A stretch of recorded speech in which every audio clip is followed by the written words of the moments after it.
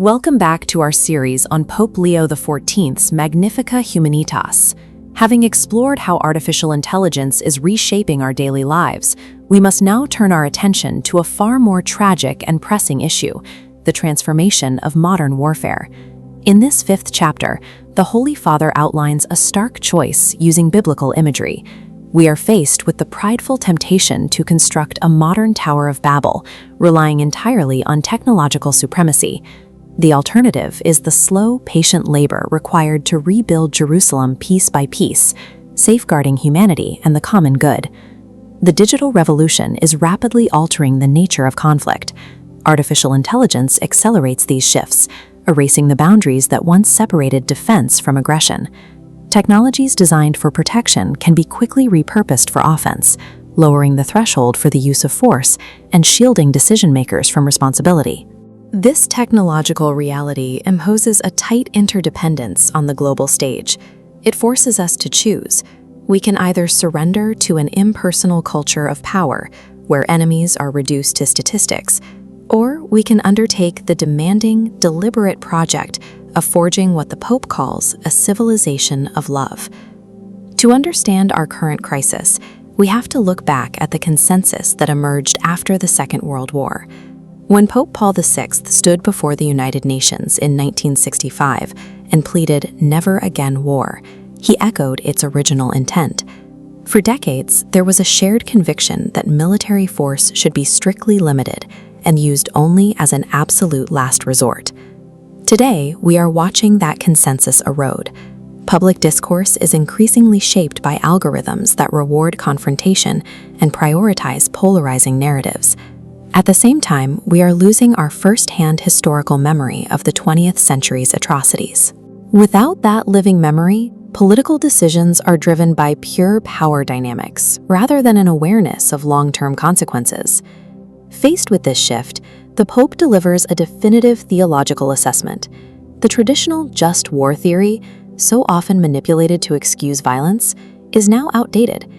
Humanity possesses far more effective tools for resolving disputes: diplomacy, dialogue, and forgiveness, making the resort to weapons a reflection of relational poverty. Yet the military-industrial complex continues to grow.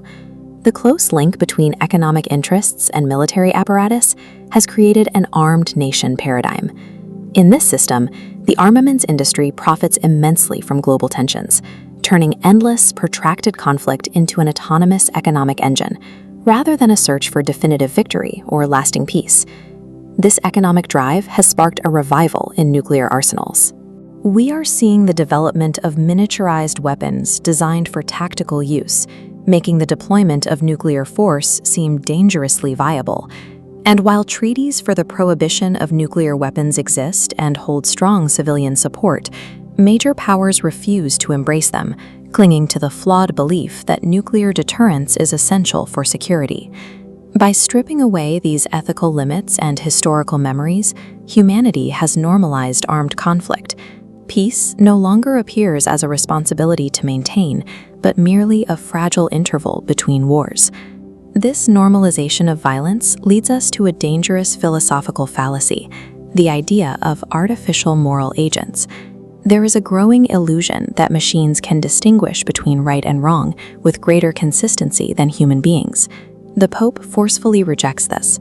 Moral judgment requires conscience, personal responsibility, and the recognition of another person's humanity. As the encyclical states, no algorithm can make war morally acceptable. Artificial intelligence does not remove the inhumanity of conflict. It simply makes it faster and more impersonal, reducing victims to data and making violence feel inevitable. To counter this, His Holiness establishes strict criteria for military AI. The first non-negotiable requirement, illustrated here, is an identifiable, verifiable chain of responsibility.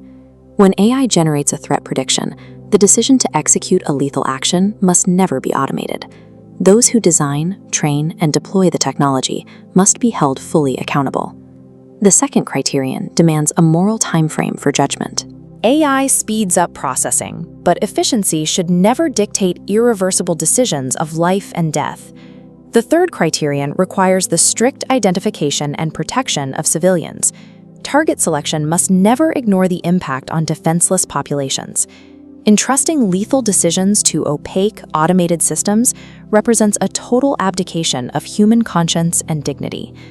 This willingness to outsource moral judgment is tied to a wider collapse in global diplomacy.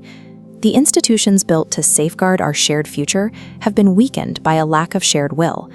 We have traded genuine multilateralism for a conflict-ridden multipolarism, replacing international law with the ancient destructive claim that might makes right. We are living through a period of deep spiritual blindness. A false political realism insists that human nature requires war, justifying asymmetric and hybrid conflicts fought across cyber networks with disinformation campaigns designed to feed public fear. The Pope issues a solemn warning directly to the scientists, business owners, and politicians building these systems. They must not deceive themselves into believing their technical creations are morally neutral. When people focus only on their isolated sector, they ignore the ultimate ends of their experiments. By compartmentalizing their responsibility in the name of progress, creators unknowingly cooperate with projects that fuel global dominance, manipulation, and violence. While this diagnosis is severe, the Christian perspective refuses to surrender to pessimism. The Church does not view the present as a predetermined fate. Instead, we believe in the power of the kingdom, which grows silently from the earth like a tiny mustard seed, inspiring active resistance to evil even in the darkest nights. A subtle temptation often emerges here, a polite form of resignation disguised as realism. We might think the global machinery of war is too massive and our individual choices are too small to matter.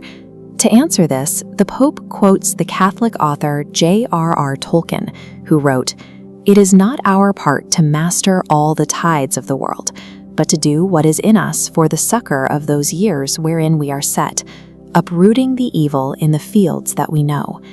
No one is without responsibility in their own area of action. A civilization of love will not arise from a single, spectacular global treaty. It will be built from the sum total of small, steadfast acts of fidelity that serve as a bulwark against dehumanization. To guide us in this work, the Holy Father proposes 5 practical paths. The first is to disarm our words. Peace begins with how we listen and speak about others.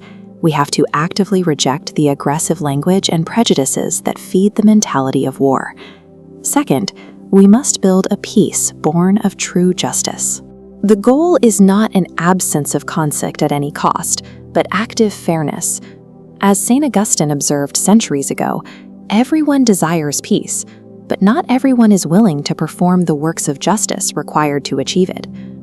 Third, we must adopt the perspective of the victims.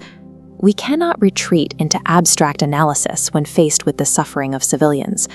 By listening to their stories and making the Church a place of living memory for those who bear the wounds of conflict, we refuse to let the violation of human dignity become normalized. Fourth, we must cultivate an authentic, healthy realism. This means rejecting both blind political idealism that ignores facts and cynical resignation that surrenders to violence. Authentic realism identifies actual power dynamics to find concrete, viable paths toward conflict prevention. Finally, we must revive dialogue and interreligious cooperation. By continuing the spirit of Assisi and fostering relationships across different faiths, we transition from a culture of power to a genuine culture of negotiation, proving there is absolutely no room for sanctified hatred. Ultimately, these practical steps are sustained by prayer. True peace is a gift from God, an unarmed and disarming peace given to us by the risen Christ. It requires our continuous, persevering request. Thank you for joining us as we navigate these profound challenges. We are called to reject the modern Babel and patiently rebuild Jerusalem. Join us in our final video, where we will explore the conclusion of Pope Leo XIV's historic encyclical letter.